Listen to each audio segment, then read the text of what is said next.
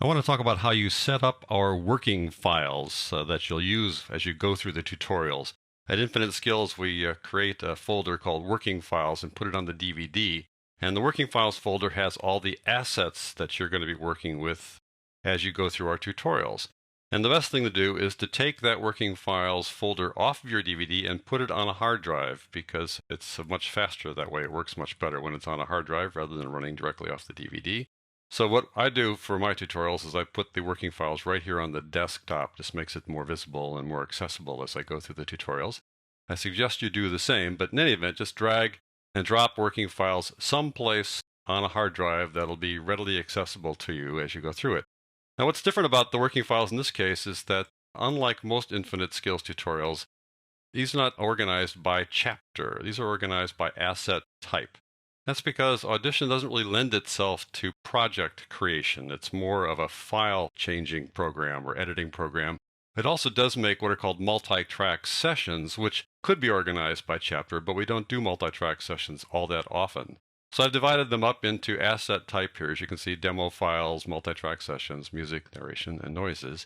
And then let's say within the music folder, there are two sets of tracks that are done at a recording studio here in Santa Rosa, divided up that way, and here are the various tracks. So what you're going to do is that you're going to access these files as you go through the tutorials, and I'll explain, which files we're going to work with in any particular tutorial. Let me go back a second. One more thing is, I think that as you do your work in these tutorials, it's a good idea to save your work someplace else, not inside this working files folder. I think you should make a new folder. And that's because Audition is what's called a destructive editor, which sounds horrible, but it's really not. Basically, what happens with Audition is that as you work on a file, if you save that file to the original named file, it will replace that file with whatever changes you've made. And that could be a problem if you want to go back and start fresh. Of course, you can always fall back to the files on the DVD to replace something that you've changed. But the best working procedure, I think, is to create a new folder. And anytime you save something, save your files to that new folder. So here in Windows, to create a new folder, just right-click anywhere in the desktop or inside Explorer and select New Folder. And I suggest you name this My Audition Exercise Files. If you're on a Mac, just click anywhere inside the desktop. That opens up Finder.